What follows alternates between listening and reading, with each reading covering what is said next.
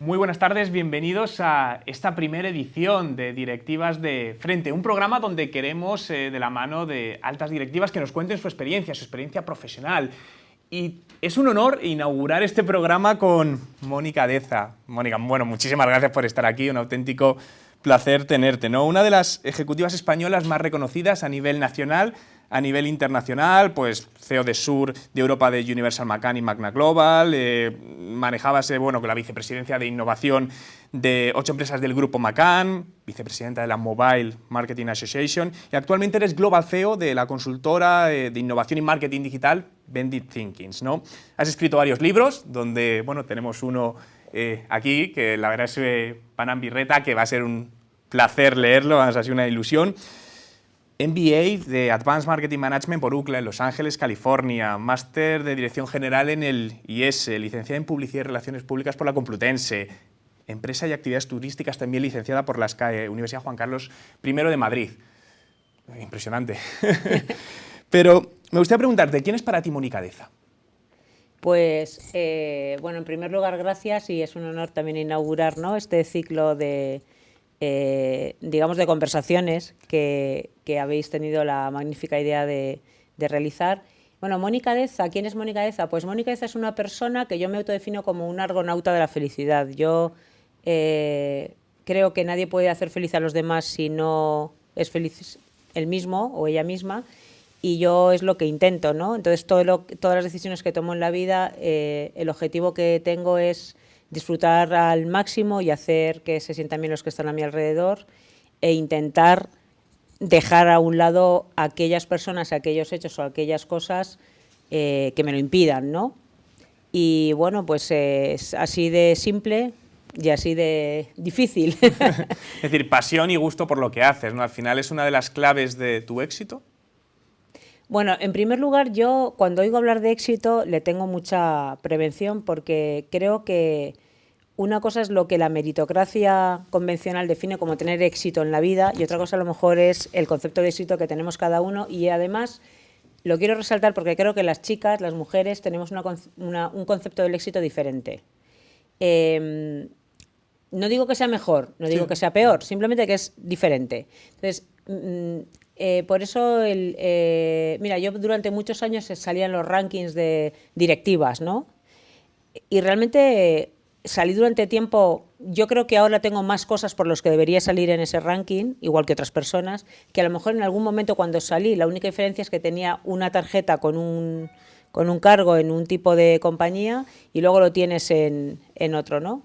Pero creo que una de las cosas que creo que las mujeres, todo el mundo, pero especialmente las mujeres, tenemos que invertir un poquito de tiempo es en intentar definir cuál es nuestra propia definición de tener éxito en la vida.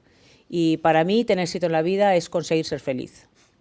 Es muy complicado, pero es mi objetivo. Pero es importante porque al final, yo siempre digo, por ejemplo, hablando del trabajo, dedicamos muchas horas de nuestra vida a trabajar. Si haces el cálculo de la parte de tu vida, sí.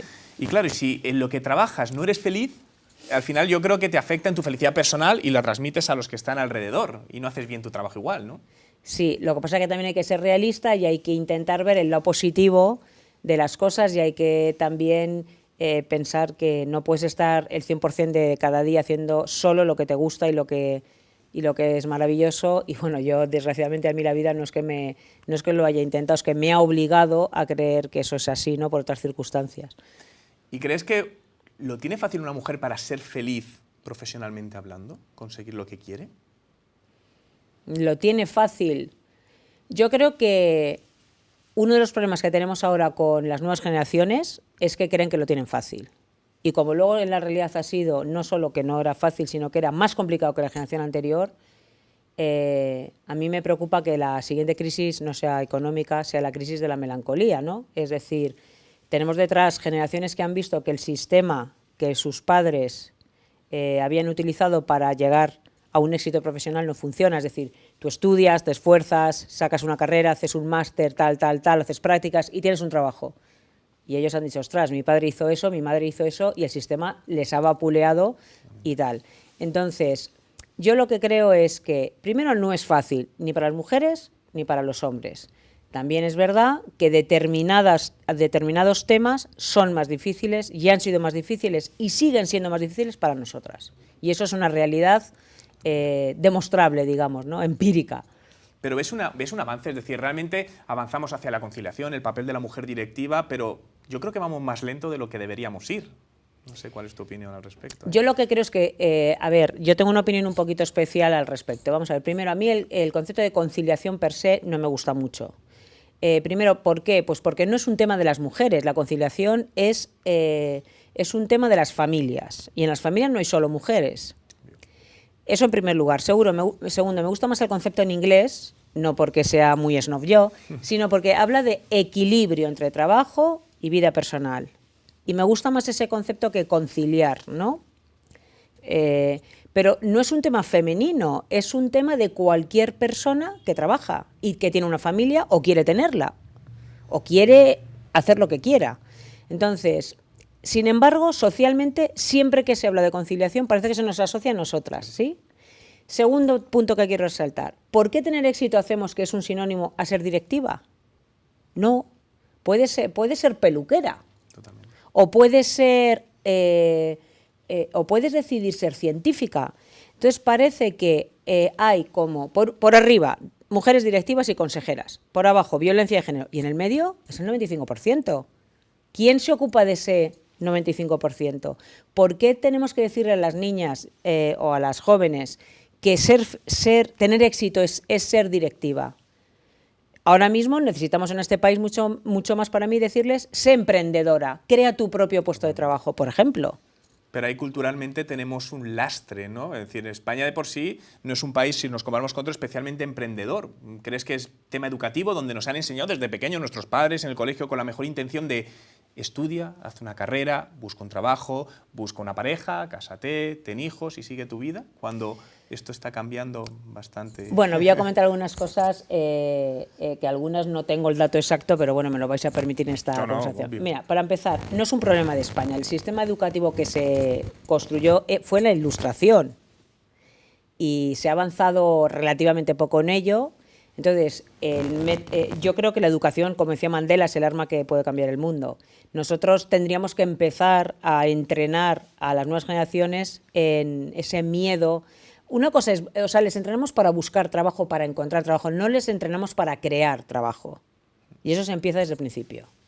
En segundo lugar, el sistema educativo además está con el impacto encima de lo digital. Hay profesores, por ejemplo, hablaba el otro día en un colegio con niños de primaria y me decían, es que yo cuando el profesor dice algo lo busco en Google. Claro. Entonces, ser inteligente se ha asociado hasta ahora con tener memoria.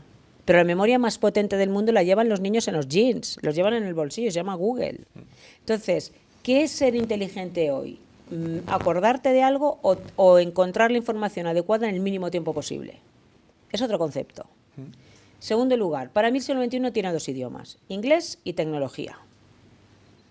Y tienes que hablar los dos, porque si no hablas ninguno de los dos, va a pasar como cuando tú vas a un país y no dominas el idioma. No te puedes comunicar. Tercero, no entrenamos a la gente en comunicación. Bueno, tú y yo nos dedicamos a comunicación y aquí no somos objetivos a lo mejor, pero si hay algo, una capacidad, un sector que es importante en el siglo XXI es la comunicación. Porque ahora mismo cualquier persona con un smartphone es un periodista, es un líder de opinión, se ha democratizado el tema de la información y la sociedad no está, ni el sistema estaba preparado para esto, ¿no? Entonces, yo creo que para el tema de emprendimiento, bueno, tuve la oportunidad de ocupar una de las direcciones de un programa de emprendimiento en Silicon Valley de empresas y personas españolas, hace un par de años, que fue fantástico el programa Imagine.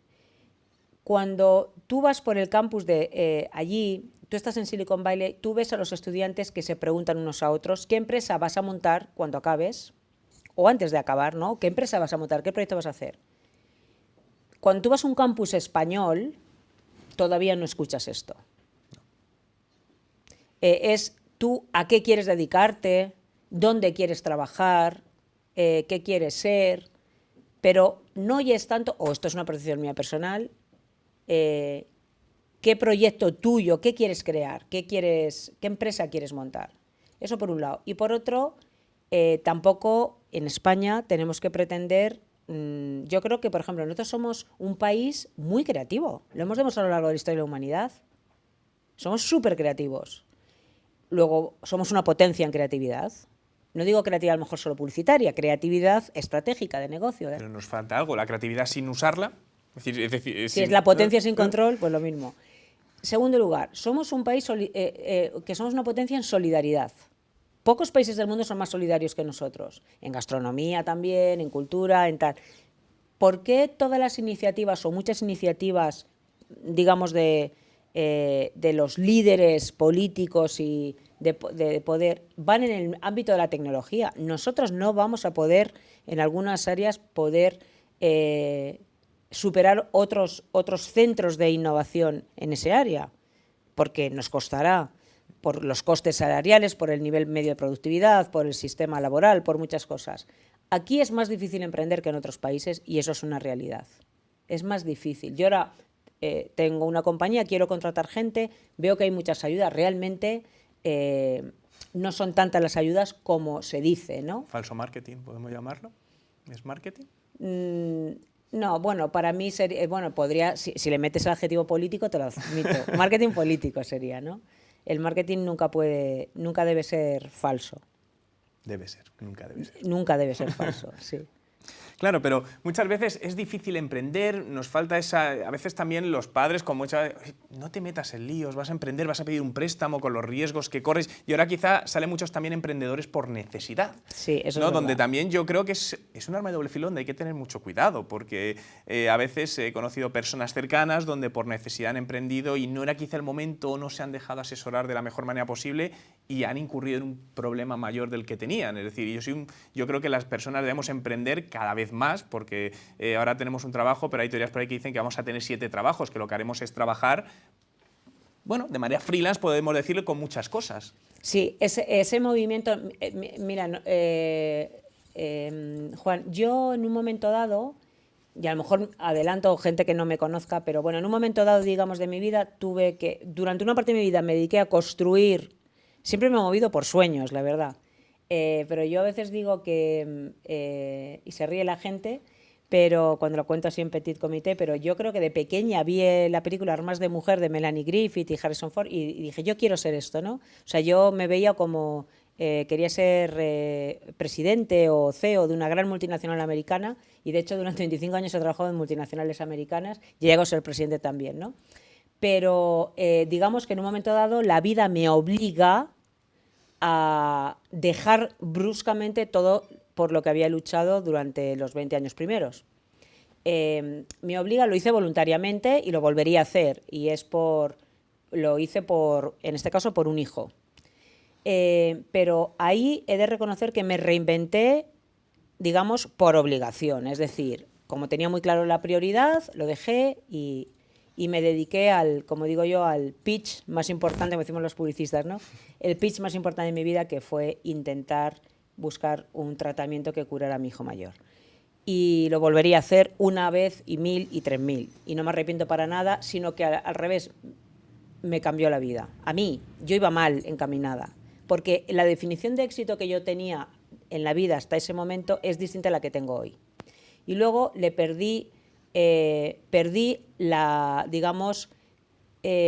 perdió potencia la emoción más paralizante que existe para una persona, que es el miedo.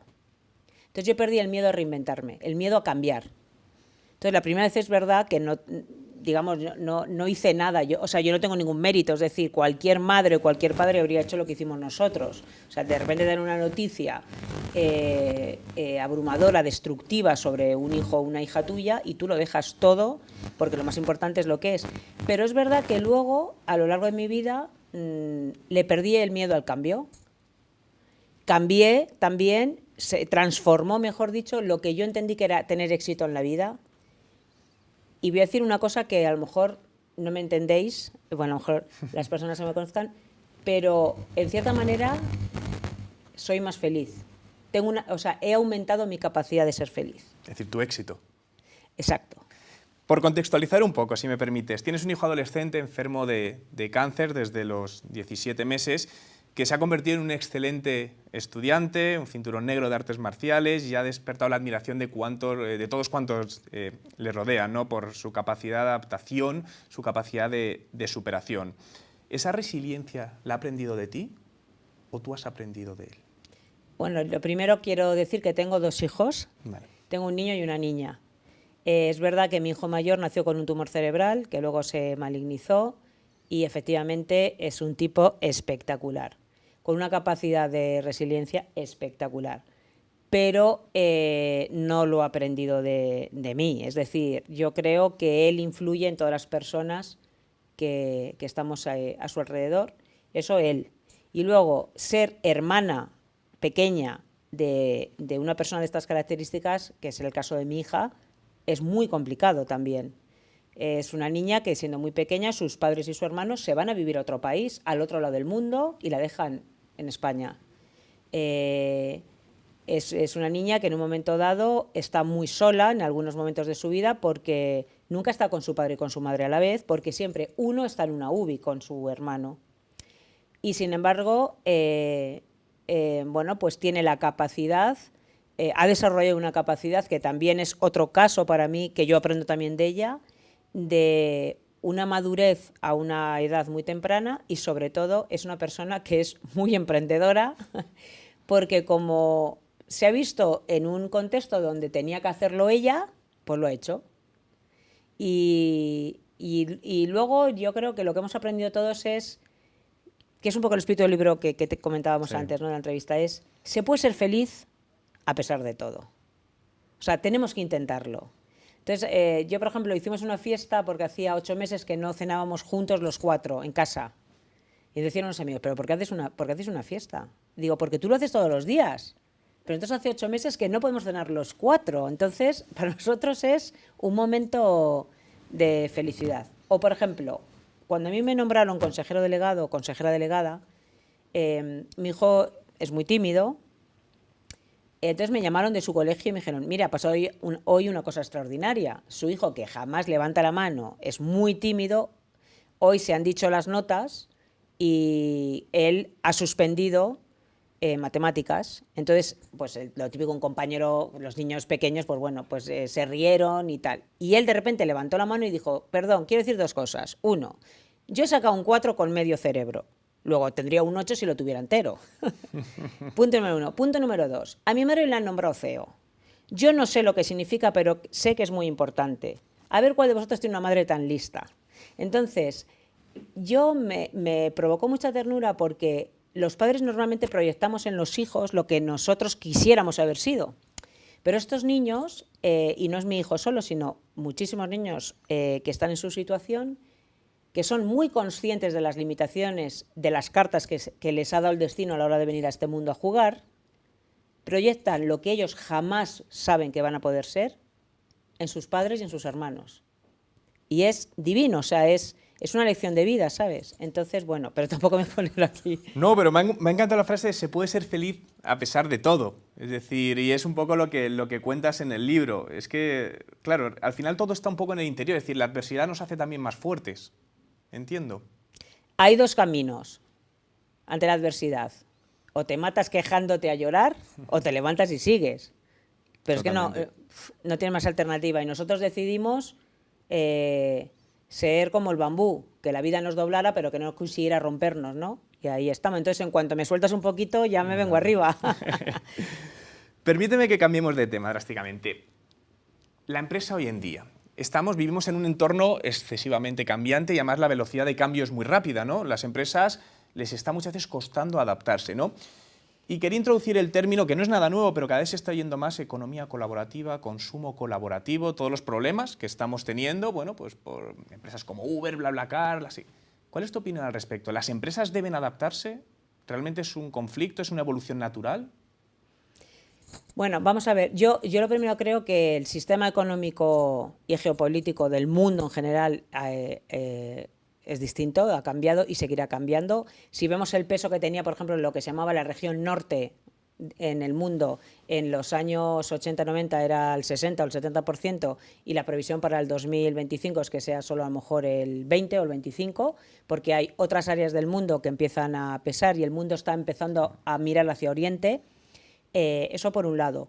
Por otro, el mundo digital ha hecho que muchos tipos de negocios bueno, pues no solo cambien, sino que digamos, mueran y hacen emerger otro tipo de negocio. Y luego el sistema laboral también ha cambiado, porque el otro día, bueno, hace unos meses tuve la oportunidad de hablar con la directora de la London Business School, porque hablamos de la gig economy que tú mencionabas al principio. Es decir, antes tú preguntabas, ¿tú qué eres? Dices, soy director de una sucursal de una agencia de viajes o de un banco, o soy CEO de una agencia de publicidad, o lo que fuera, y tardabas un minuto. Y ahora tú dices, bueno, soy speaker tal, también tengo una empresa de no sé cuántos, también hago proyectos. Esos gigs, que son colaborativos, porque la gente con talento se une para hacer cosas, luego se separa. Esos gigs unidos, eso es un trabajo, pero es un trabajo distinto. Entonces ellos habían hecho un estudio donde decían que, no recuerdo exactamente, pero como para dentro de 5 o 6 años, el 40% de la gente con mucho talento en las grandes multinacionales iban a ser freelance, porque abandonábamos las grandes multinacionales porque te llegabas a asfixiar o porque creías que podías hacerlo, ¿no? Entonces, bueno, pues eso es un sistema laboral distinto. Y luego, en tercer lugar, está el consumidor, o digamos, el ciudadano, ¿no? Al final, yo creo que hay una tendencia global en la cual las personas vamos a acabar votando con el acto de consumo aquellas marcas que realmente hagan lo que dicen y cumplan también lo que dicen, y además sean capaces de hacer negocio a la vez que intentan hacer del mundo que nos rodea un sitio mejor en algún aspecto, ¿no? Por ejemplo, nosotros en nuestra compañía vemos que nosotros le llamamos los clientes curvos, o los clientes con una visión curva, ¿no? Son aquellos que ya tienen claro que el mundo va a ir por ahí. Porque además, tú si dices que cuidas el medio ambiente como compañía y luego no lo haces, en el siglo XXI se sabe así. Pero es una realidad que pasa con mucho. Muchas empresas nos dicen A, pero venden B. Mucho RSC, pero luego la realidad. Es que RSC, yo creo que ya no es responsabilidad social corporativa, es gestión ética de los negocios. O sea, deberíamos cambiar el nombre, Empezando ¿no? desde dentro y para salir hacia afuera, evidentemente. O, por ejemplo, es muy destructivo que tú metas X millones de euros en un presupuesto, o de dólares, de campaña de spots convencionales en bloques de televisión, y luego no vigiles que tus empleados están diciendo su realidad del día a día y te destruye. O sea, es que te destruye el efecto de esa campaña, porque además el ciudadano de a pie va a creer mucho más a alguien como un peer, alguien como tú y como yo, que 30 segundos que salgan en el corte de un telediario.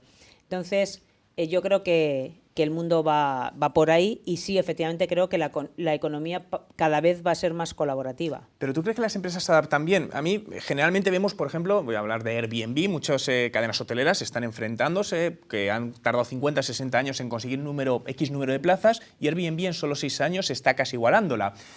Y están como oponiendo, intentando ilegalizar, pero luego nos encontramos, que yo es una figura que destaco siempre, que es Quique Sarasola, con Roommate, que dice, vale, yo voy a hacer y me voy a unir y lanzo un portal donde vamos a hacer un mix entre empresa. Es decir, para mí es un gran ejemplo de buscar unas sinergias en lugar de la confrontación, pero no es lo habitual, no se ve habitualmente eso en las compañías. No, no es lo habitual. Vamos a ver, yo creo que de las asignaturas pendientes más evidentes que hay en las empresas es transformarse. Es muy difícil y no nos equivoquemos, las barreras al cambio más grandes que yo he encontrado en mi vida no son procesos, son personas. Totalmente. ¿Qué es lo que limita el cambio, lo que Sí. para el cambio? Sí, son barreras, es decir, dentro de las grandes compañías tú tienes perfiles que están muy estudiados de tipologías de equipo.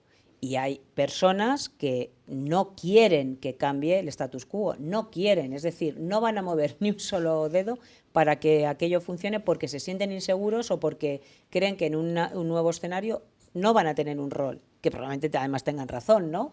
Y sin embargo hay otras que están deseando hacerlo. Y por cierto, quiero decir que para mí esto no significa una cuestión de edad, ni mucho menos de género. El talento ni tiene edad ni tiene género, pero es verdad que hay un colectivo que es más de 45, entre 45 y 64 años, que en este país yo creo que está alrededor de 2 millones de personas, más de la mitad no están protegidas de ninguna manera, que han sido expulsadas del sistema laboral actual y además, aunque acabara la crisis, no van a poder reengancharse.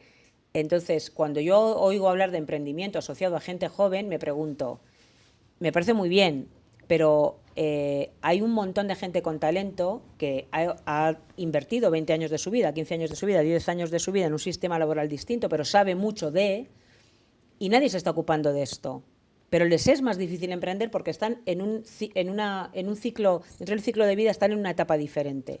Entonces, ahí también creo que deberíamos ser colaborativos, no solo respecto a gente joven, sino respecto a ese colectivo de 2 millones de personas que tienen un valor en talento y en conocimiento importantísimo y que están un poco dejados, en mi opinión, de la mano de Dios, ¿no? Pero porque yo creo que no trabajamos en equipo, lo decías antes, hay gente que no le interesa el cambio y esta es una situación que yo viví personalmente y he visto en varias situaciones donde el jefe limita el ascenso de las personas de abajo muchas veces por miedo a que le superen, en lugar de decir no. Es alguien que me pueda aportar y sumamos. Entonces le ponen la pierna para que no llegue. Al final es pensar de manera individual y no es en el beneficio de una propia empresa. Y esto es algo que sucede mucho. ¿Puede ir relacionado con la falta de autoestima de un jefe, de un directivo, en ese caso? No lo sé. Yo quizás yo he conocido a algunos jefes medianos, pequeños, grandes, grandísimos, con ese perfil, pero también he conocido muchísimas jefes, hombres y mujeres, que eran todo lo contrario, es decir, que siempre se intentaban rodear de gente mejor que uno mismo. Yo, desde luego, he tenido la suerte de que siempre he tenido equipos donde había gente que cada día tenía una capacidad de que yo les admirara porque pedía A y me traían A premium. O sea, yo he tenido la suerte también, porque el factor suerte también puntúa, ¿no? De tener equipos que hemos llegado a hacer. Yo a veces les decía, por ejemplo, en la etapa cuando nosotros cogimos una agencia de medios que, bueno, pues no iba muy bien, no tenía ningún premio, la gente estaba desmotivada, y en un año la convertimos en la agencia más premiada en España, la más premiada en nuestra network mundial. Éramos un equipo de gente muy joven que yo que era el CEO, que era recién CEO, que tampoco lleva mucho tiempo haciéndolo, pero lo conseguimos, un grupo de gente ordinaria, conseguimos cosas extraordinarias, ¿no? Y esa magia es fantástica. Todos lo que conseguimos hacer es trabajar en conjunto, de manera colaborativa, como tú decías, y sobre todo teníamos un objetivo común. Y nadie era más, o sea, todo el mundo sabía su rol, pero desde el recepcionista hasta, en este caso yo, que era el presidente, nadie creía que era más importante que otro, sino que su rol era en este caso diferente. Lo menciono porque esa época de mi vida, la verdad es que la recuerdo con muchísimo cariño y he tenido la oportunidad de que cada vez que nos vemos, aquellas personas que estuvimos en esa época, tenemos todos la misma sensación, ¿no? Y por eso yo sí creo que la colaboración siempre te lleva a... La colaboración tiene que basarse en la confianza también. Totalmente. Porque si no, yo siempre digo que al final también es casi como un matrimonio. Si no hay confianza y desconfías de la otra persona, al final se rompen los lazos y se rompen los lazos. Pero escucha, te lo digo porque yo creo que ahora mismo no tenemos una crisis económica, tenemos una crisis de confianza. Tenemos una crisis de muchísimas cosas, yo creo, de sí, confianza. pero para mí la base es decir, la gente ya no creemos en nada, no creemos en el sistema, no creemos en las entidades que tal, no creemos casi en el que tenemos al lado, sobre todo en este país, cuando vas a otro. Sí. Entonces, esa es la revolución de la confianza. Si tú tienes confianza en algo, en alguien, todo lo demás es más fácil, ¿no? Y al final está muy ligado a crisis económica, crisis de valores, crisis tal, pero al final no digo un acto de fe, pero sí de confianza.